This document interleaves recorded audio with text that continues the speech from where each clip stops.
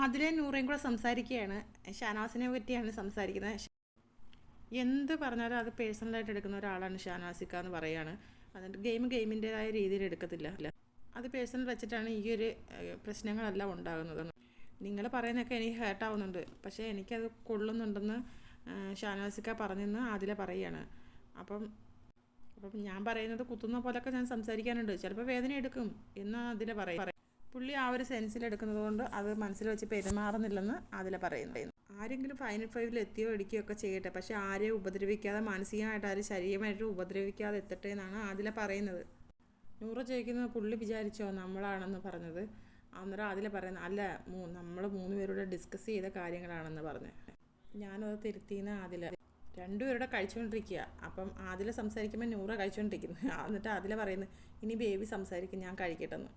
നൂറ പറയുന്ന ഭയങ്കര ബാഡായിട്ടൊരു ക്വാളിറ്റിയാണ് ആ ഒരു ബിഹേവിയർ എന്ന്. കാരണം ഇവിടെ നടക്കുന്ന ടാസ്ക് ആവട്ടെ, നോമിനേഷൻ ആവട്ടെ, ജയിൽ നോമിനേഷൻ ആകട്ടെ, നമ്മൾ പുള്ളിയായിട്ട് ക്ലോസ് ആയിട്ട് നിൽക്കുകയാണെങ്കിൽ പുള്ളിയുടെ പേര് എടുക്കാൻ പാടില്ല. ഇൻ കേസ് നമ്മളത് എടുത്തെങ്കിൽ പുള്ളി പറയും എടുത്തല്ലേ, അതിനാണോ നിങ്ങൾ എൻ്റെ കൂടെ നിന്നേന്ന് ചോദിക്കും.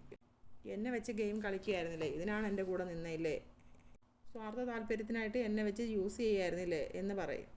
ഇങ്ങനെ വന്ന് അയാൾ ഇങ്ങനെ അങ്ങ് ചാടിക്കയറും. പക്ഷേ ബേബി കണ്ടിട്ടുണ്ടോ ഇവിടെ ഏതെങ്കിലും ഒരു കേസ് ഞാൻ പേഴ്സണലായിട്ട് എടുക്കുന്നത്? പക്ഷേ ബേബി ചെയ്തിട്ടുണ്ട്. ഞാൻ ബേബിനോട് പറഞ്ഞിട്ടുണ്ട് അങ്ങനെ ചെയ്യാൻ പാടില്ലെന്ന്. ഇത് ടാസ്ക്കാണ്, ഇത് ജീവിതമല്ല.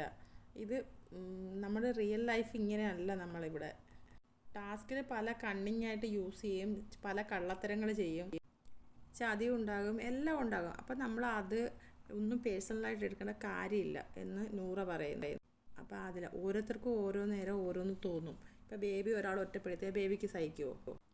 ഷാനവാസ് വെച്ച ടൈമിങ്ങിന് എല്ലാവരും അയാളെ പോലെ അഭിനയിക്കണം. അത് നടക്കുന്ന കാര്യമല്ല. അയാൾക്ക് വേണമെങ്കിൽ അഭിനയിക്കാം, ഗ്രൂപ്പായിട്ട് അഭിനയിക്കാൻ പറഞ്ഞാൽ നടക്കുന്ന കാര്യമല്ല. ഷാനവാസ് തന്നെയാണ് നമ്മളോട് വന്നിട്ട് പറഞ്ഞത് അക്ബറിന് സ്പേസ് കൊടുക്കലും എന്ന്. നൂറ എന്തിനാണ് അവിടെ പോയിരിക്കുന്നത്? ലക്ഷ്മിനോട് സ്പേസ് കൊടുക്കലും അനുമോൾക്ക് സ്പേസ് കൊടുക്കലും.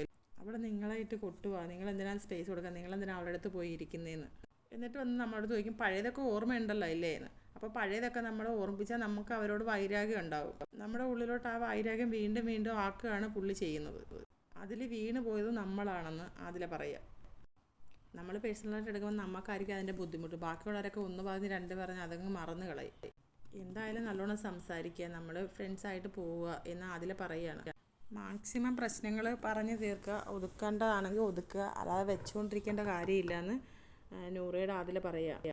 അടുത്തൊരു ലൈവ് അപ്ഡേറ്റുമായിട്ട് ഞാൻ വീണ്ടും വരാം. എൻ്റെ ചാനലൊന്ന് സബ്സ്ക്രൈബ് ചെയ്യണേ, സപ്പോർട്ട് ചെയ്യണേ എല്ലാവരും.